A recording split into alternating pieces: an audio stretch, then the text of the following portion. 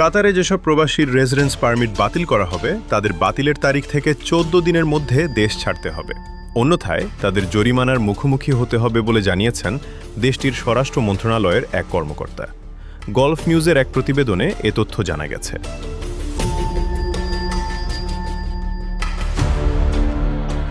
দেশটির স্বরাষ্ট্র মন্ত্রণালয়ের জনসংযোগ বিভাগ আয়োজিত নিরাপদ ভ্রমণ বিষয়ক এক অনুষ্ঠানে বিমানবন্দর পাসপোর্ট বিভাগের কর্মকর্তা ক্যাপ্টেন আলী আহমেদ আলী আল কুয়ারি জানান, রেসিডেন্স পারমিট বাতিলের পর প্রাপ্ত গ্রেস পিরিয়ড ৩০ দিন থেকে কমিয়ে ২ সপ্তাহ করা হয়েছে।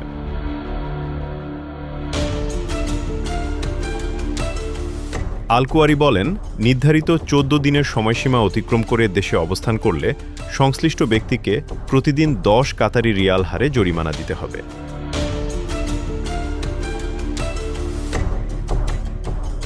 এ সময় ভিজিটরদের পাসপোর্টে সংযুক্ত ভিসা স্ট্যাম্পে উল্লিখিত ভিসার বৈধতা ও অবস্থানের মেয়াদ সতর্কতার সঙ্গে যাচাই করার আহ্বান জানান তিনি। বলেন, ভিজিট ভিসার মেয়াদ শেষ হওয়ার পরও অবস্থান করলে প্রতিদিন ২০০ কাতারি রিয়াল জরিমানা গুনতে হবে।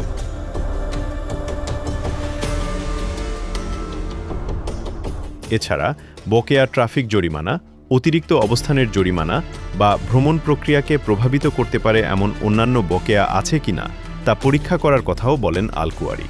জানান, নতুন পাসপোর্টে রেসিডেন্স পারমিট স্থানান্তর করতে ইচ্ছুক বাসিন্দারা নির্দিষ্ট অ্যাপের মাধ্যমে এ প্রক্রিয়া সম্পন্ন করতে পারবেন।